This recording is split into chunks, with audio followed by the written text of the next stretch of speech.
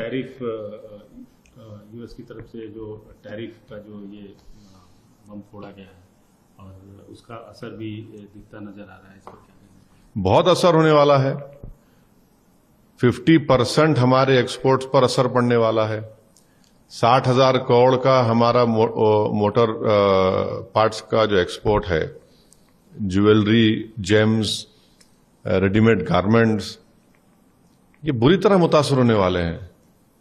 और अफसोस की बात यह है कि फरवरी में हमारे प्रधानमंत्री यूएस के प्रेसिडेंट डोनाल्ड ट्रंप से मिले थे, बातचीत हुई थी, और फिर उसके बाद ये टैरिफ का शुरू हो गया। और फिर उसके बाद हमको वो लोग इल्जाम लगा रहे हैं, यूक्रेन क्या हम पर इल्जाम लगा रहे हैं। और फिर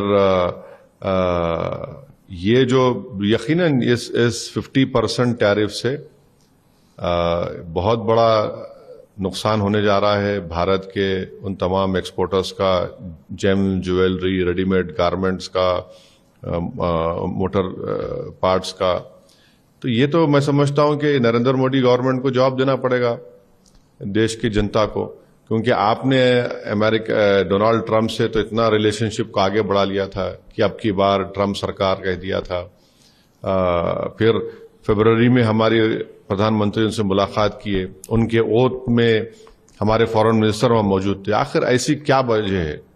और सब मोदी सरकार को जवाब देना है कि जिन लोगों का भी नुकसान होने जा रहा है उनके लिए सरकार क्या करने वाली है, उनको कैसे उनको राहत दिलाएगी, उनको कैसे उनकी मदद करेगी।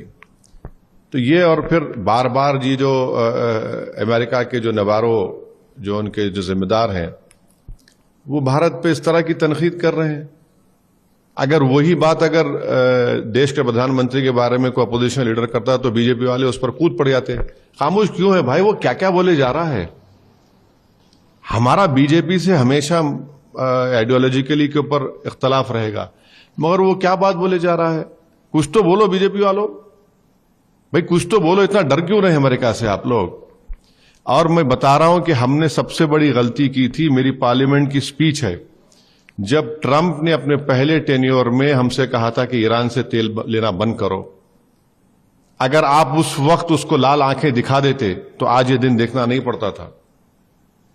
और हमको ईरान ऑयल बेच रहा था कम पैसों में, और बेहतरीन ऑयल है उनका, क्रूड ऑयल।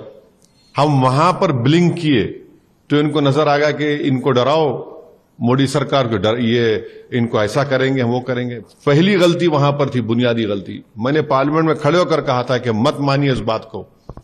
अब ये देखिए क्या क्या बोले जा रहे हैं, किस तरह की जबान वो नवारो इस्तेमाल कर रहा है।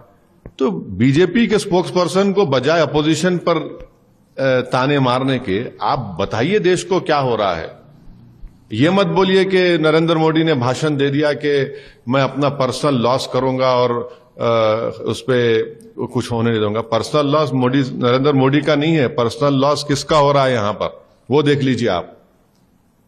तेल आप रशिया का ले रहे हैं, सही है, मगर ये जो नुकसान होने जा रहा है, ये इसके जनता के लिए क्या होगा, ये उनको बताना पड़ेगा देश को।